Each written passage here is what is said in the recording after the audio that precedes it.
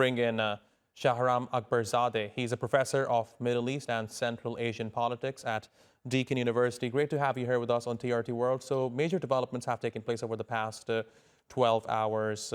And there's this one thing that I'm trying to understand right now. How and why is it so convenient for Israel to violate sovereignty of other countries and assassinate people with little to no reaction from the West?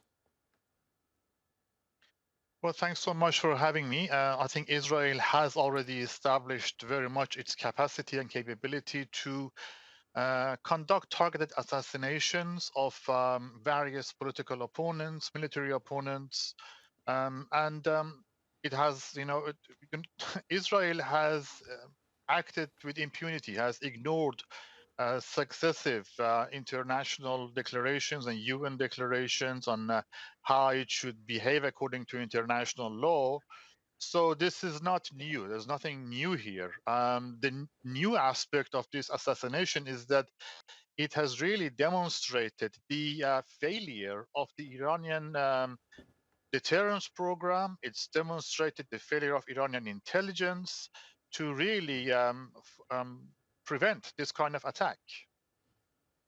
I mean, you mentioned Iranian intelligence, and this is something that I was also thinking about. To what extent do you think is this a failure on Iranian part? I mean, Ismail Haniyeh is a popular figure, especially in the region, and Iran knew it very well that Israel wants to assassinate him. So was he given adequate security while he was in Tehran? Because certainly this is something that people will be talking about or perhaps questioning in the coming hours.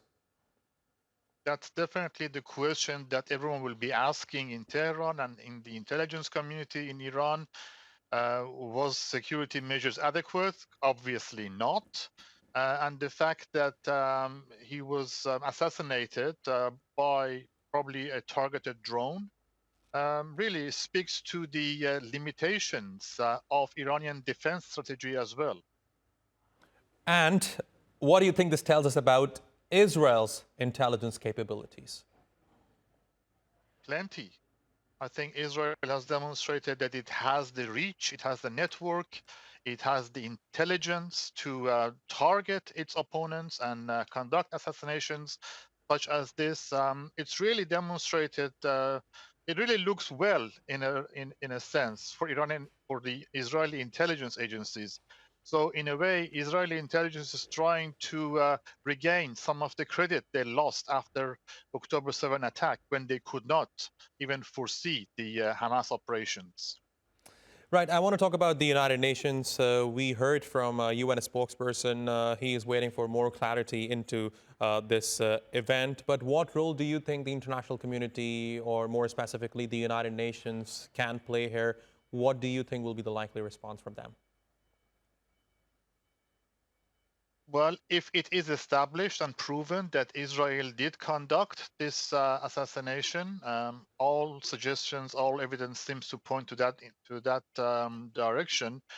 The United Nations would have a role in condemning violations of state sovereignty because Israel would have conducted this action in Iranian territory. But there is little weight that these kind of condemnations carry, unfortunately. Israel has, as we discussed earlier, has shown a disdain for the international rules of engagement, for international law.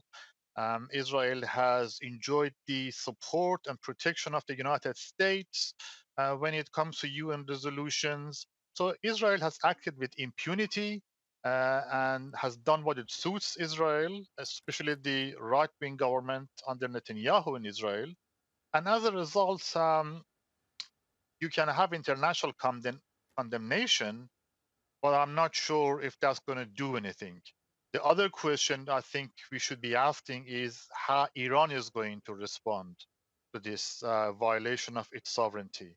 And given the earlier clash, direct confrontation between Iran and Israel in April this year, when the two, when Iran hit Israeli territory, we have crossed a threshold. We are in a new era where direct confrontation is very much on the card.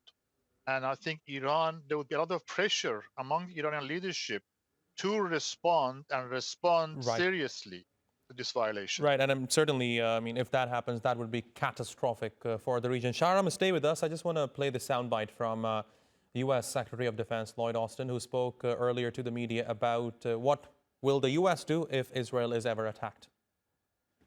If Israel is attacked, we certainly will help defend Israel. You saw us do that in April. You can expect to see us do that again. But we don't want to see any of that happen. We're going to work hard to make sure that we're doing things to help take the temperature down and address issues through diplomatic means. So. Talking about the U.S., two major developments have taken place. One is, of course, the assassination of a senior Hezbollah commander, and now the assassination of Hamas's top leader, Ismail Haniyeh. Both these developments taking place after Netanyahu returns from Washington. Why? I think Netanyahu has probably received positive signals during his visit that the United States is committed to defending Israel, as we heard. Secretary Austin made that very clear. And defending Israel means that Netanyahu feels vindicated in pursuing its policy of taking the war to its enemies. So taking the war to Hezbollah, taking the war to Iran. And this is a very dangerous development because it doesn't reduce tensions, it actually increases tensions, raises the temperature. Shahram Akbarzadeh, thanks very much for talking to us here on TRT World. I really appreciate your taking out the time.